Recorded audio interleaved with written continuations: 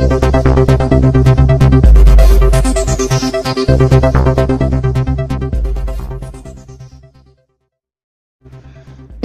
दोस्तों, जी हाँ, लखीमपुर ढखेरवा से बड़ी खबर आ रही है। आपको बताते चले, ढखेरवा में लव जिहाद के बाद युवती की उत्तराखंड में हत्या कर शव को जंगल में फेंका है।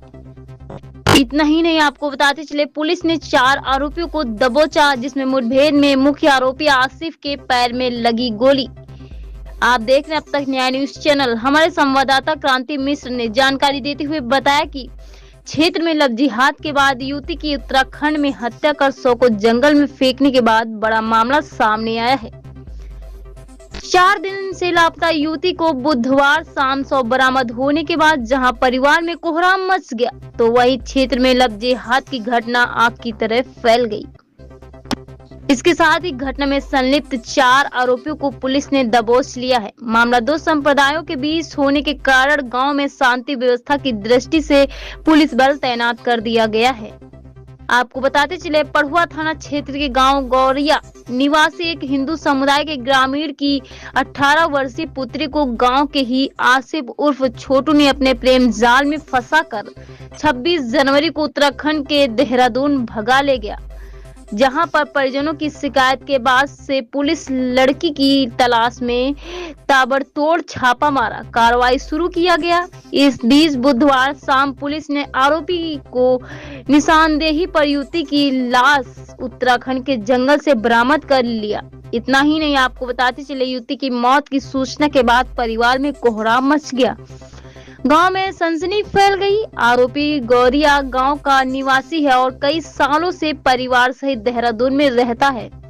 मामला 2 समुदायों के बीच होने के कारण गांव में तैनात को देखते हुए पीएससी बल के साथ ही कई थानों की पुलिस फोर्स लगाया गया है। Additional SP Nepal Singh CO महक शर्मा गांव पहुंचकर शांति व्यवस्था का जायजा लिया और आरोपितों पर कठोर कार्रवाई करने का आश्वासन दिया है। उधर मुठभेड़ में मुख्य आरोपी आसिफ उर्फ छोटू के पैर में गोली लगी है। क्या कुछ है पूरा मामला, आइए चलते हैं इस खास रिपोर्ट। ठीक है, उसके अलावा इसमें वीडियोग्राफी की गई है स्मार्टफोन के साथ भी, जो कि पुलिस के द्वारा आग्रह किया गया था। इसमें यह दिया गया है कि जो इसकी अगर बाह्य प्रशिक्षण की बात करें, जो चोटों की बात है मोस्टली, उसमें लिखा गया है कि जो इसके दाहिने जो गाल है, वहाँ का जो हिस्सा है दाहिना गाल, वो फटा हुआ है, जिसकी जो गहराई है वो 9 × 6 सेंटीमीटर है। ठीक है, उसमें मतलब उसके जो टिश्यू हैं वो फट गए हैं दाहिने गाल में। उसके अलावा उसके पंक्चर वुंड है आधे सेंटीमीटर का, उसकी नाक पे, जो नाक का ब्रिज होता है उस पे भी उसका।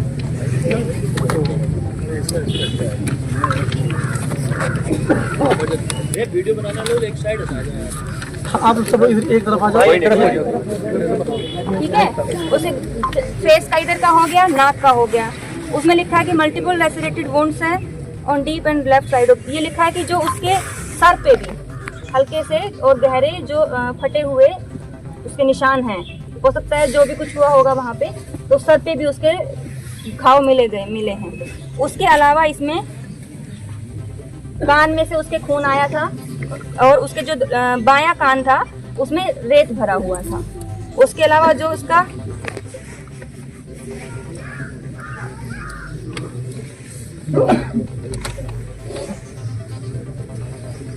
जो सर पे एक और गहरा चोट है, जो कि पार्शियल उसके हेड पे लगा हुआ है, वो 4 × 1 सेंटीमीटर का उस पे घाव है।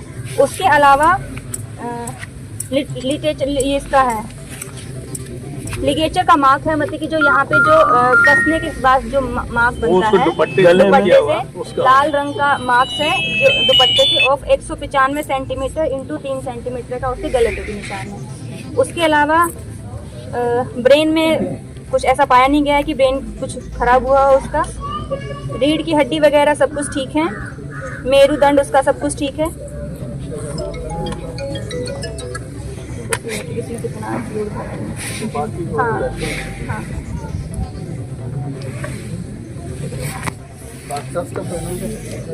इसमें 3 मोहर लगी हुई हैं, जिसपे 1, 2, 3 जो सबने मोहर लगाई है और वो है।